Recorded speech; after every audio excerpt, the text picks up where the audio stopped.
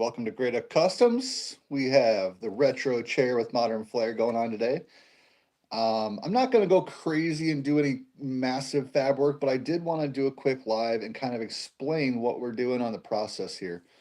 For you guys that are just getting into the composites fabrication, this is one of the areas where mold making is going to make or break your part quality coming out and making good parts, right?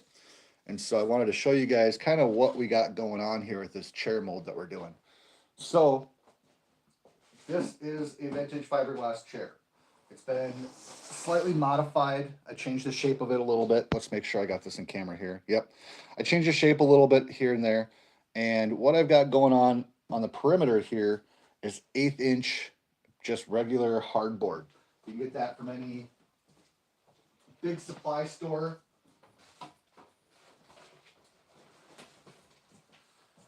Just regular hardboard, right? Nothing crazy fancy. Very, very simple.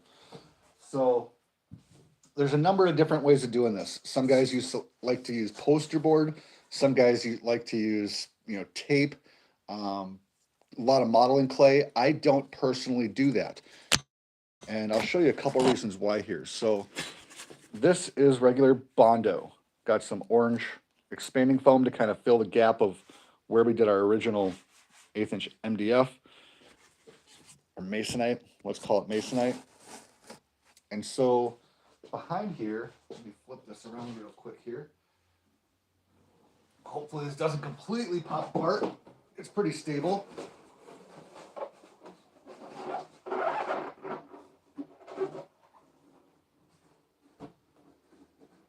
There we go. So this is our structure behind the chair. So again, we just cut some templates, used some hot glue to attach all these together, bonded them all up, got all the seams dialed in. And you can see that's the framework behind the chair to get our mold flanges. So nothing crazy. All you got to do is, mark it with a Sharpie, hit it with a jigsaw, kind of get it close. When I do my mold flanges, flip this back around here again.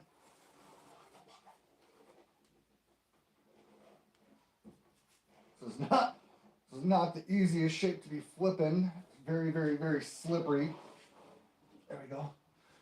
So when I do my mold flanges, what we want to do is, you can see it, this is the end of the part.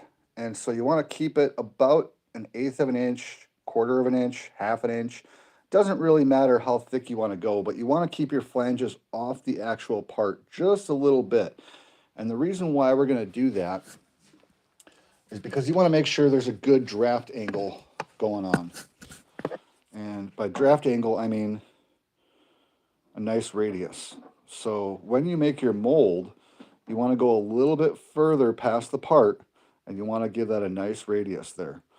What that's going to do is create a real easy way for the part to pop out once you're actually in the production stage. So a lot of people, like I said, will use clay. They'll use certain types of rubbers. I don't do that again. I use Bondo. I Bondo it directly to the part, and then I'll come back and I'll put a primer coating over the Bondo area and tie that into the actual part that we're molding.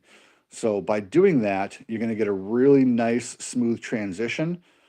And what's going to happen once you actually get your mold done, you're going to end up having a very, very, very nice mold surface, and you're going to have a very defined part line. So once you get your mold made, you can pop a part out, get it all trimmed up, put it back in your mold, and scribe the area that you're actually going to cut. What I'm going to do is I'm going to go grab another mold quick just to kind of show you guys what I'm talking about. I have a few on the bench here.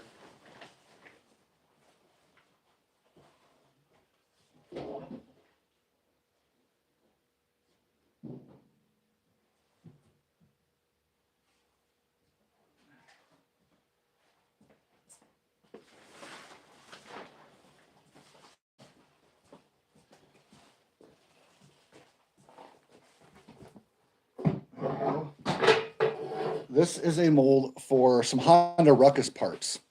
If you guys are familiar with the Honda Ruckus scooters, I make custom parts for those on a fairly regular basis. I don't do them as much as I used to, but for a while I was doing all kinds of different side skirts, front panels, tank covers, all that kind of fun jazz. So we'll take this off here. So this is our mold surface for the Honda Ruckus parts. And again, same kind of technique. Came up, got a nice radius.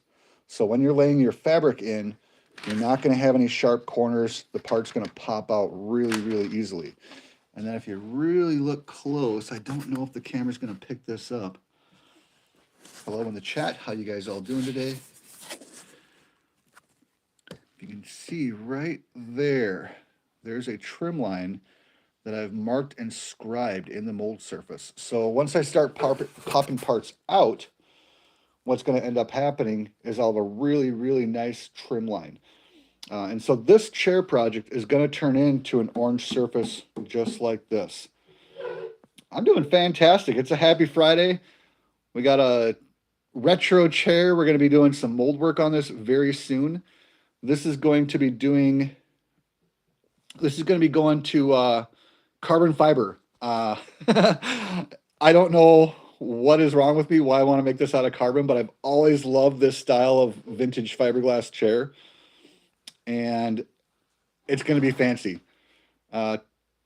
Tiffany, I'm going to be doing a mold of this vintage fiberglass chair, and we are going to be making custom fiberglass chairs after we get the mold work done. So these are molds for a Honda scooter, a little Honda Ruckus, and I was just kind of showing what I'm doing here with the mold flanges.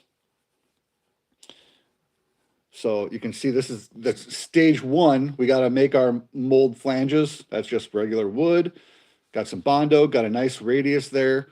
So that once I lay my fabric into my mold surface, which pretend that this is the chair, I'll lay my fabric in and I'll have a very nice radius for the fabric to come up around. Once I go to pop that out, I can pop a wedge underneath there and get the part to pop out real easy. So yeah, this is going to be cool.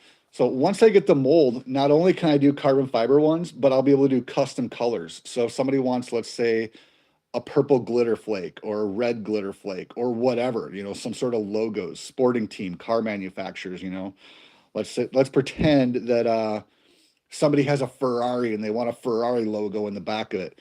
I can actually set that Ferrari logo. Hopefully we're not going to get busted by Ferrari, but I can set the Ferrari logo into the mold pattern, do the fiberglass layup around that, and it should look pretty darn cool once it's done. So I'm getting very close. I've got a little bit of tune-up work to do, and I'm going to do that here today live just to kind of finish up the mold work. And then probably beginning of next week, I'm going to actually start making the mold, and I'll do some lives on that in terms of the tooling process and the fiberglass layout. So stay tuned. That's going to be a lot of fun. There we go. So when I say I have a little bit of tune-up work to do on this, I don't have a lot of tune-up work on this. Just there were a couple areas kind of here and there that I ended up sanding through the Bondo, and so I've got that expanding foam underneath it. So I just have to fill a couple areas here quick and sand that out. And then we should be pretty darn close, ready for our final top coat primer. Yeah, smart indeed, right? We try. I'm pretty good at making the molds. I've been doing this a long time, and I used to struggle with my molds.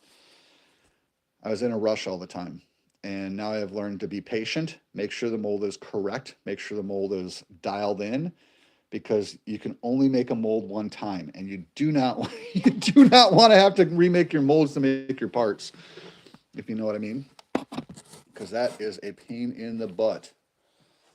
So what I've got for body filler here, this is fantastic body filler. You can get this at most O'Reilly's auto parts stores. It's like $35 for a gallon. This is by far the best body filler I've found for the dollar. It works really good. It lays out really smooth. By all means, if you want to spend more money, you can, but you don't need to. That's completely up to you. But fantastic body filler, works fantastic. So I've been using that stuff for a few years. And then what I'll do once I'm done doing the tune-up work here is I will switch to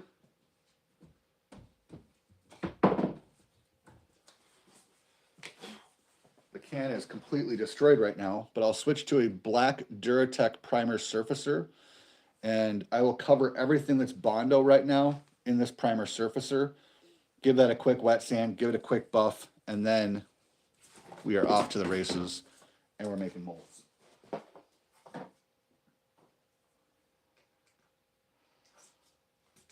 So I like to do these live instead of setting up a camera and then doing video editing and stuff like that. I know that's not necessarily the best thing to do for YouTube. Everybody wants to watch a video, but I like doing things live and show you guys real time what the process is, because I can talk about tricks of the trade while we're at it. There's a lot of things that I'll forget if I'm just making a video and then editing it. And doing it live kind of reminds me of some of those details.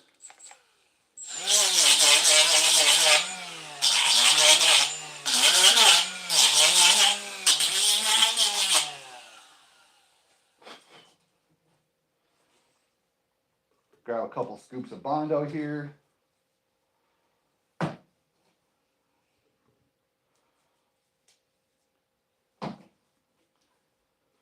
So this whole process up until this point, between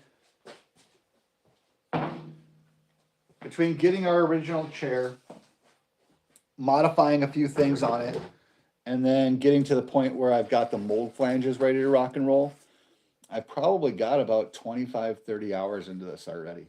I haven't really been keeping track because it's kind of more of a personal project than it is a job project. So I'm not necessarily keeping track of billable hours on it, if you know what I mean. I'm just going to push that down a little bit more. I want to make sure that there's any areas that are a little thin I want to try to take care of now. Push them down, see if this can be the last Bondo coat. Hopefully I don't need to do too much more tune-up work on this.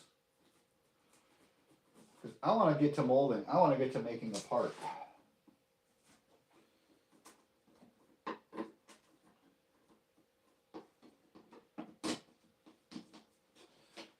And the Bondo isn't a structural thing on this. It's more of a candy shell. Get our hardener package here. Just like downtown Julie Brown. We're just eyeballing it. Doesn't need to be perfect on this. Like I said, I'm going to end up covering this in a tooling primer afterwards. So I just really wanted to talk a little bit about, you know, the process and the forethought that goes into making a mold. I see a lot of guys that make molds that do not have sufficient flanging on them. And by what I mean by that is, you can see how wide these flanges are. That's all of 6 inches. That's about 4 inches. Once I start making my part, this is going to be a vacuum bag infusion. And I don't want the fiberglass or the resin to be anywhere near our seal around the perimeter. So by putting the wide flanges on there, you give yourself a lot of room for error. And at the end of the day, it doesn't really matter on a part this size if you've got a 1/2 inch of flange or 3 inches of flange, because your bag is going to be the same size regardless. You're going to have excess no matter what. So I just prefer to have large flanges. It's kind of the name of the game. Everybody can do this a little bit different. There is no right or wrong way. I have just found that it makes it a little bit easier for the way I do it to have big fatty flanges.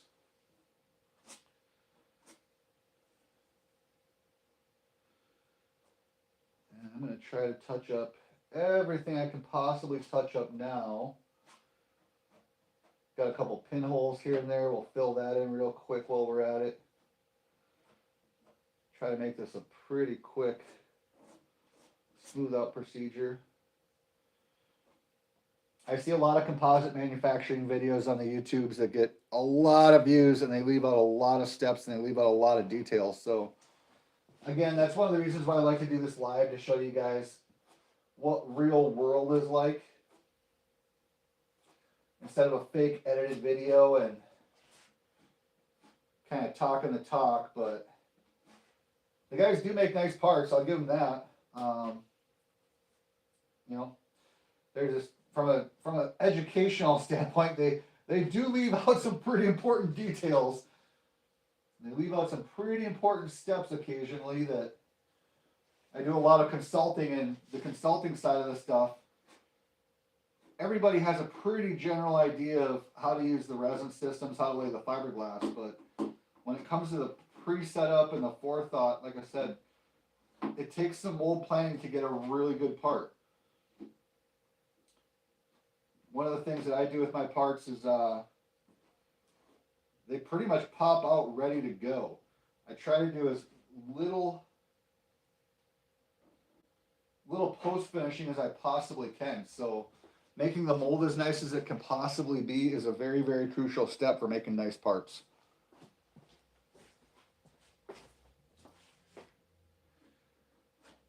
I'll go grab a part here in a second. Actually, I don't know if I have a finished carbon fiber part in the shop right now. I typically make everything to order, so I don't keep a lot of inventory around because everything is different. Everything is custom that I do. So this chair project is one of those things where this is going to be one of the new things for me. It's going to be kind of more of a manufacturing style where I'm going to try to do a few of them and then hopefully can sell them.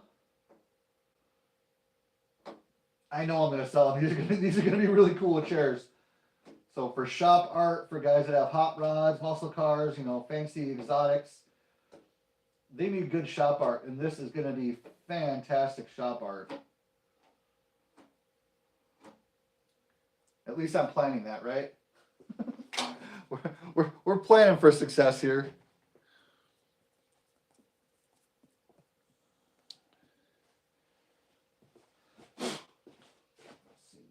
Pinhole right there. Again, we'll try to touch up everything I can touch up on this last go around here.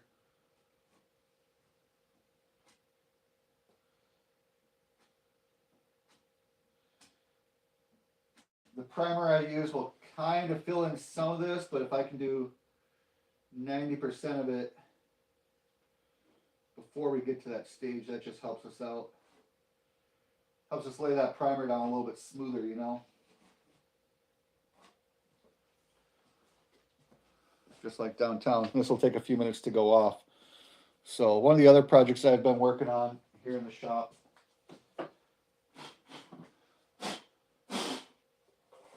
excuse the dustiness, is a streamliner project. I was doing this live, I don't know, a week ago or whatnot. Just fresh out of the mold. So you can see it's got a pretty good amount of shine just straight out of the box. You can see that all the details were captured very, very, very well. And so this is going to be ready for a little bit of tune-up work, and then it's going to get a paint job real quick here too. While I got this out, I should probably, since our Bondo has a little bit of life left to it, I'm going to touch up a couple little pinholes on this too while I'm at it.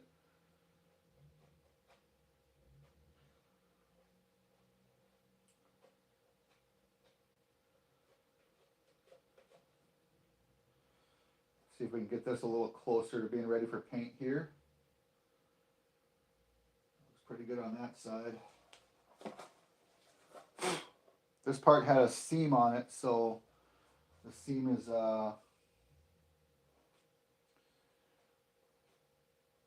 always one of those kind of things where you want to go over it and make sure that it's really, really dialed in, because that will come through the paint job if it's not done right. And we try to do things right around here.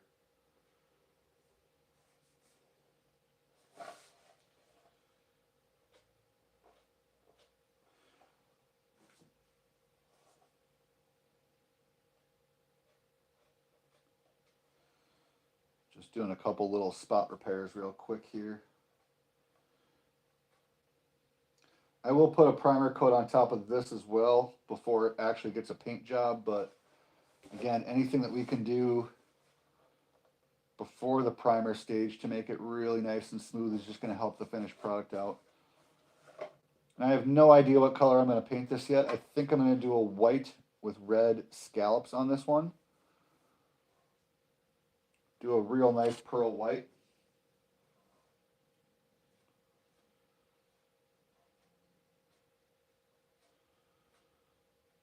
Kind of like a fire engine red, maybe some red metallic scallops.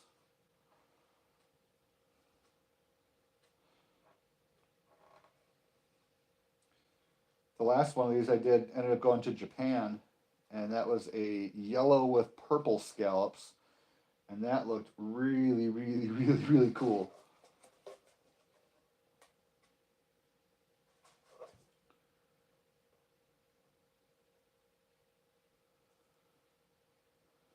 I think we're about in the ballpark here. Yeah, we're in the ballpark. Set that aside.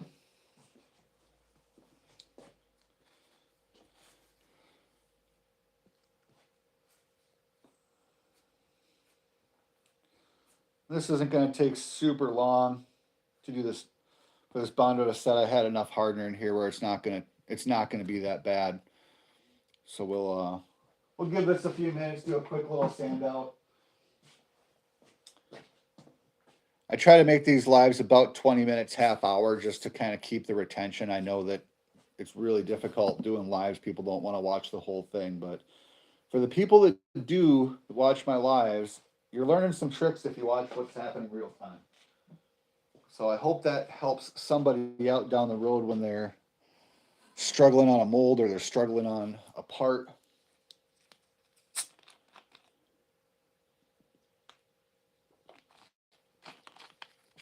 Hopefully they can learn some information and it helps their project as well. Because that's kind of what we do this for, right?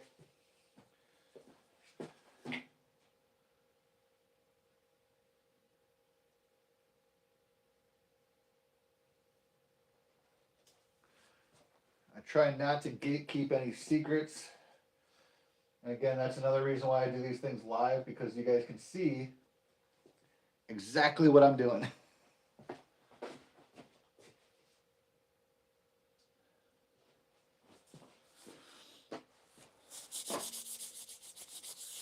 Yeah.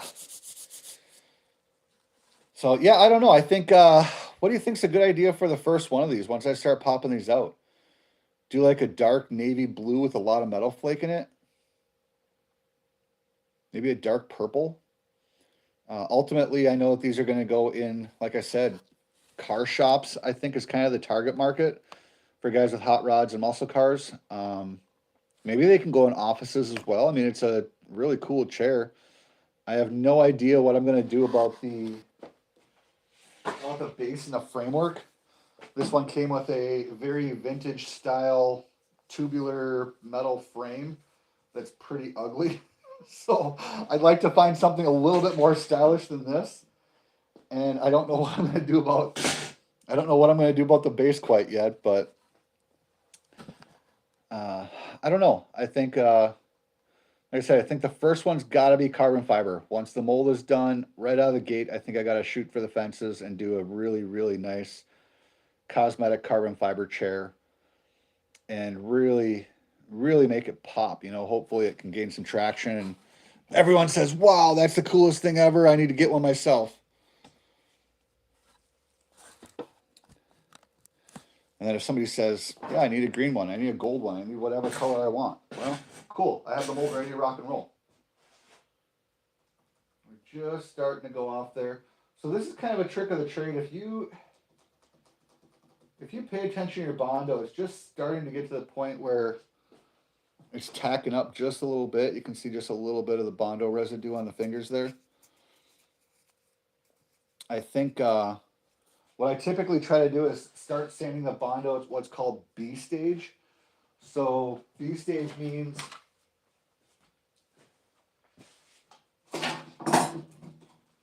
It's going off, but it's not quite off yet. And it cuts a lot easier. Nope, we're not there yet. So that's what happens if you get it too soon. The Bondo just rubs right off into the sandpaper. So I'll be paying attention to this here. We'll let it sit a couple more minutes. But as soon as that sandpaper starts to basically become like a cheese grater, that's the stage that we're going to try to get the sanding on.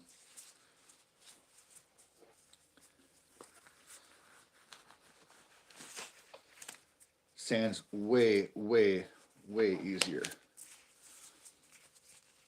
I keep saying hi. Said hi, said hi, said hi. Yeah, thank you. Hi. For everybody watching right now, I do have a Instagram. It goes by Grey Duck Customs. It's the same as my YouTube channel. If you are into hot rods, I also have a hot rod account that is called Project Honda Rod. And Project Honda Rod is the world's only mid-engine Honda-powered hot rod. I built that thing from scratch, and it is smiles per mile, loads and loads and loads of fun. Let's see if we're getting there. Almost.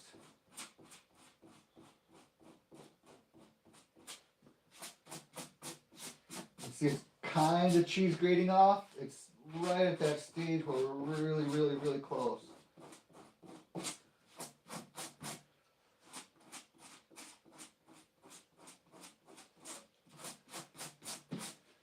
And it's going to clog up the sandpaper just a little bit.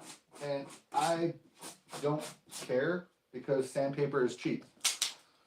Labor's expensive, time's expensive, sandpaper is cheap. Or kind of cheap. Depends on how often you go through it, right? But for abrasives, I'm just using 40 grit right now, so it's pretty aggressive. And again, I'm trying to get that cheese grater effect going on. It's clogging up just a little bit on this side. I'm gonna move to a different area.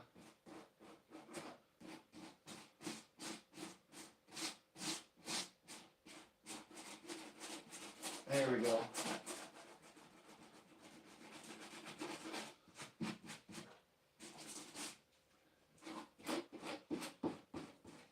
Now, I'm not necessarily trying to do all of it right now. I'm just trying to, let's see if we can move this closer a little bit. I'm not trying to get everything sanded off. I just want to take the majority of it off right away.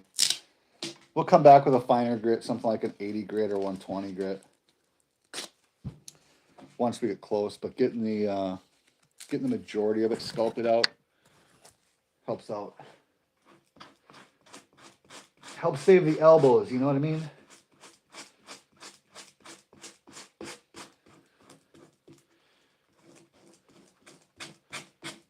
You see it's kind of still clogging the paper just a little bit. I mean, it's on the verge. So I'd rather cheat it a little bit on this side than cheat it on the after fact, because it's so much easier to sand when it's soft like this.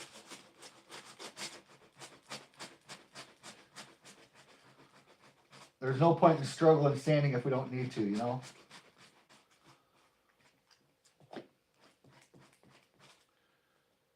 Oh, it's not quite ready to rock and roll right there.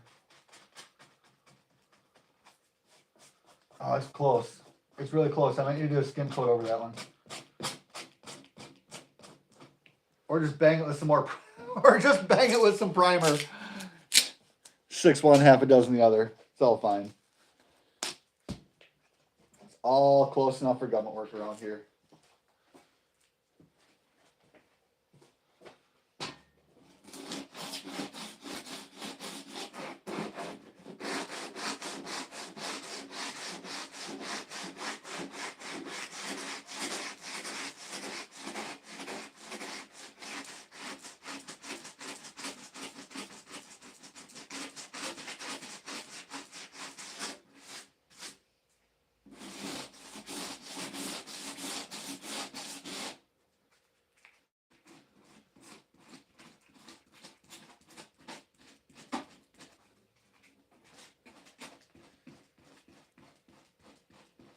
I've been wanting to do furniture stuff for a while, long time.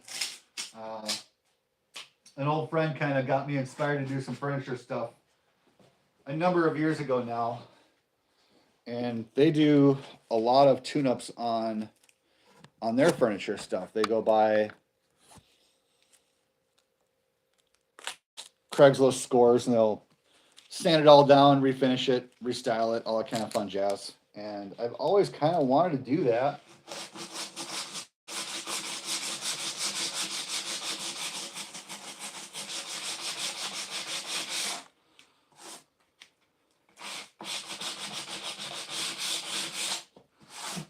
And over the years, I have done some tabletops. I've done some end tables, a few lighting accessories, but I've never actually done my own furniture piece. So this is kind of an entry into the world of furniture for me.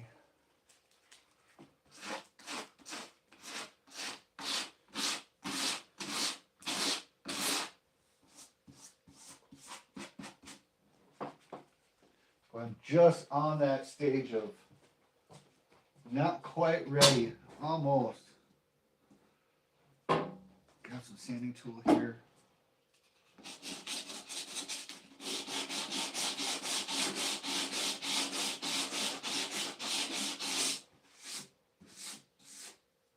Fancy hot glue stick is a sanding tool, comes in crutch.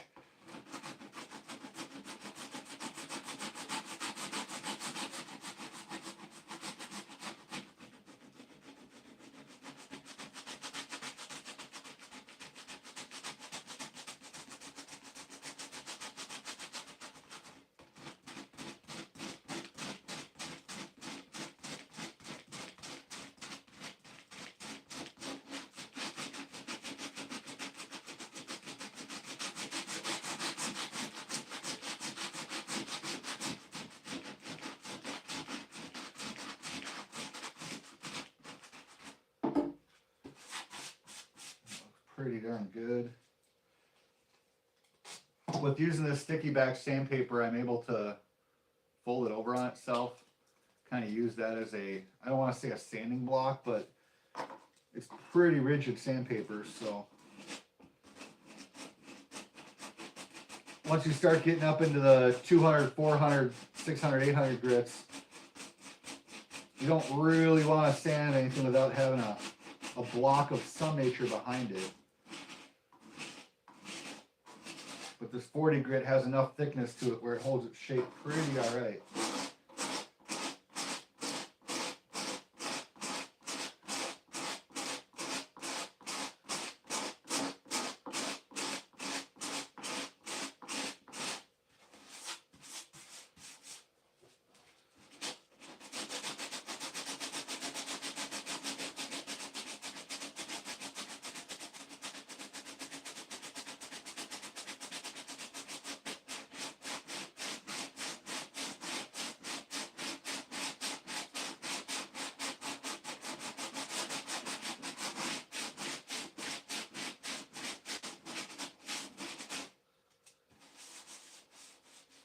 That's pretty smooth.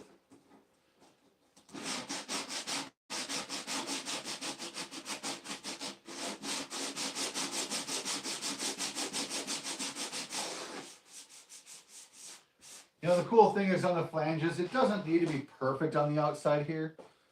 So that's one of the kind of things to mention as well, is it doesn't really need to be perfect. It just needs to be close. Because again, the chair is the part we're making. The flanges are just there to help us out. So if the flanges aren't perfectly perfect, that's okay. No big deal.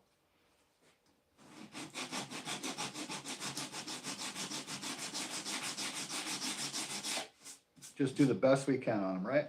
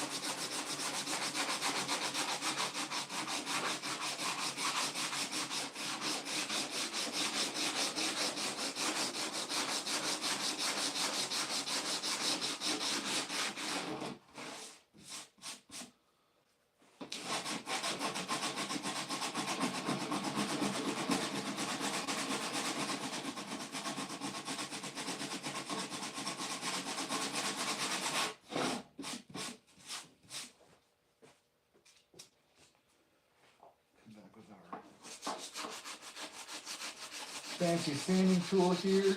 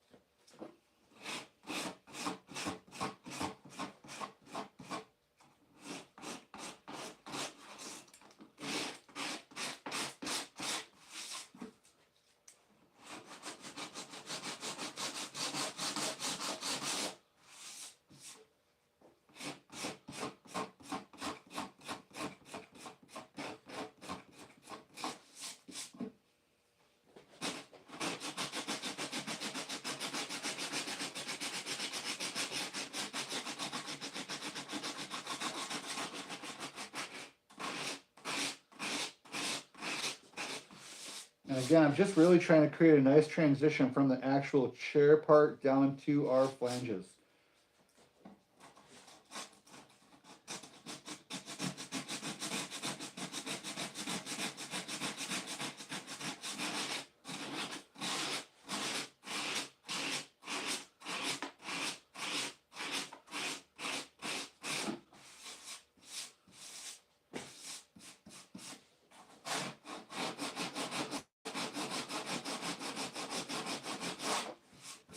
Sanding block here. Again, we just keep using as much sandpaper as we need, swap it out whenever we need to swap it out.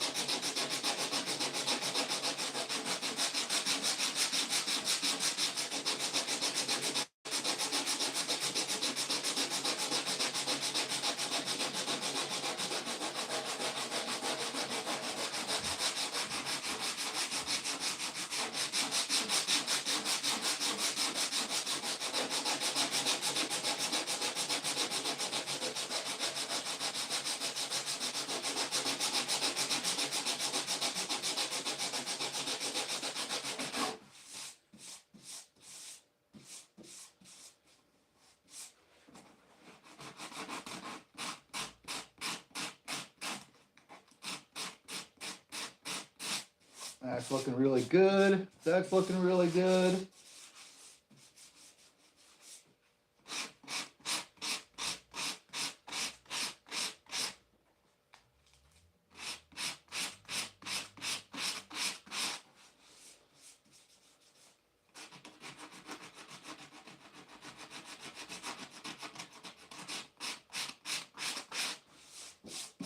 That's looking beautiful.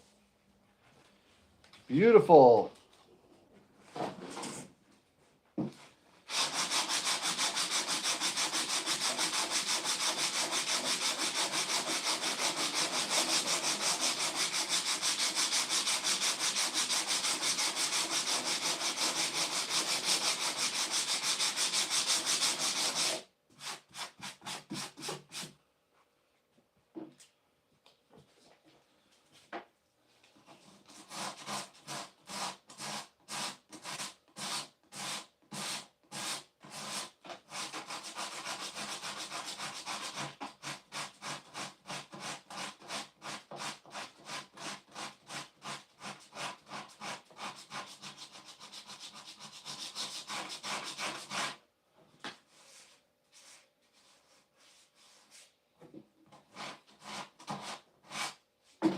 It's gonna work perfect.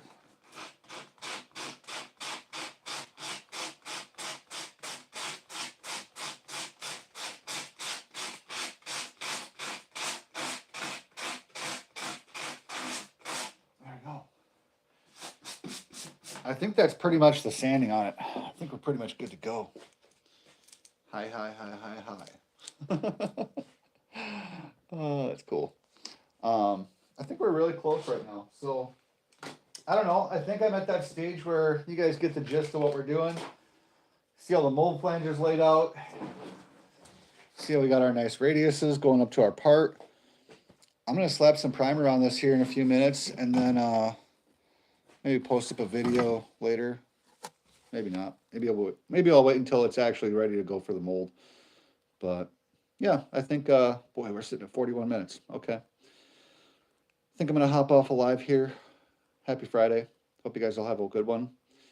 And yeah, retro chair, modern flare, getting very, very, very close to be ready to rock and roll for a mold.